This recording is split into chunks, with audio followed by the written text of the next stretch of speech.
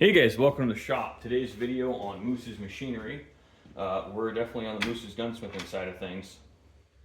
Now, this video is mostly me just trashing Savage because I think they're the very definition of massively overpriced for what they are now.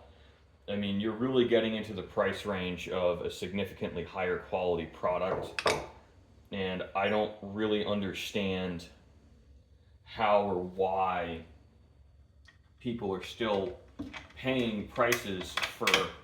I mean, a Savage Access is in the same price range as much higher quality rifles that are made a lot better. I mean, the first one that comes to mind is really the Howa 1500. Now, the Howa's had a run of issues lately with firing pins and extractors, but I think their design is a lot more sound than the Savage, and I'll show you why on the bolt. I mean, number one, this two-action thing to get the bolt out is remarkably annoying, but we've still got a little bit of schmutz in here. I like to use modeling clay when I'm bedding to keep things segregated. Oh God, what is that song? Keep them separated. Someone let me know in the comments. But this kind of post 64 Winchester 70 style extractor that actuates sideways, these suck. I've seen a lot of issues on these on the Winchester XPRs. They were problematic back in the Winchester 70 days, and they're still problematic now. You know, that alone is kind of a deal breaker for me.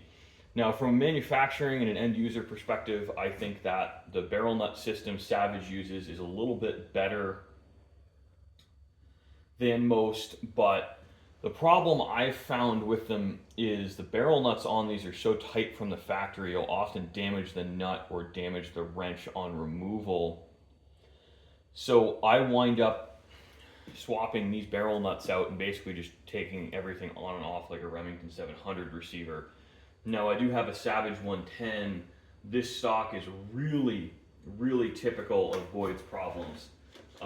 It was inletted way too deep, and it is just a hot mess inside. The laminations failed here for the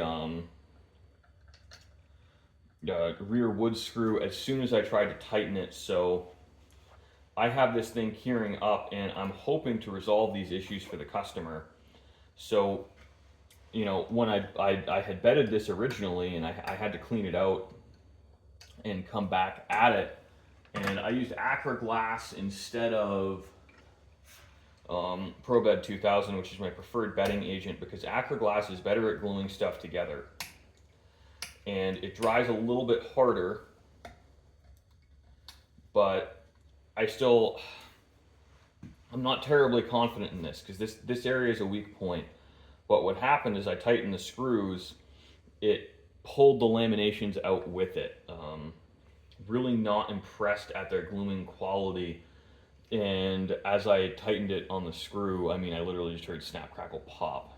Now, my second real issue with the Boyds stocks is I think their comb height is just absurd on these. This gun is not as bad of an offender as the other one for the Savage Access is a Savage 110. I still think for what the customer paid, he should have gotten a better product. I actually had to build this up with shims because it was inletted a little bit more than 1/8 of an inch too deep. And as I'm looking at it now, we have more lamination failure around this screw hole here. You know, this is really unacceptable in my eyes for a stock. And I think what I'm going to wind up doing is gluing and pinning it so that failure doesn't spread.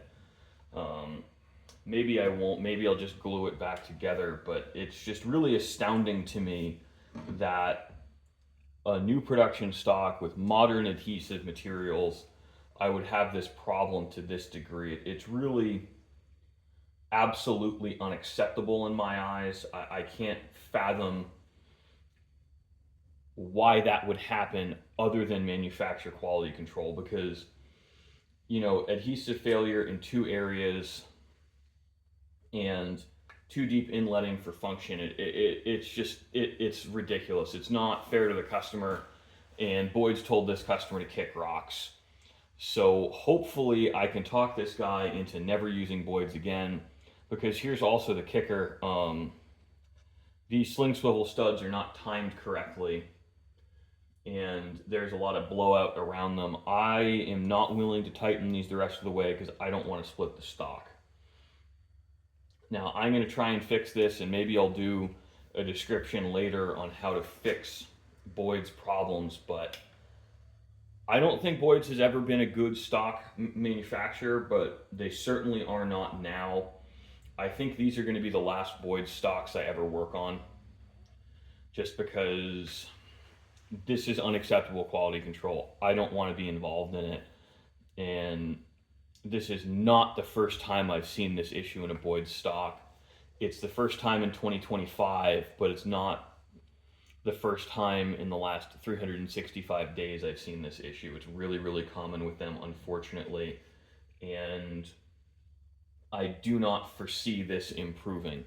I just see them getting worse because they're still selling really well, and most people don't pay enough attention or shoot their guns enough to see issues with this and have issues with this. So thanks for watching, guys. I hope you enjoyed, and let this be a warning against using some of these really cheap low-end parts. These are not inexpensive, but they're certainly cheap.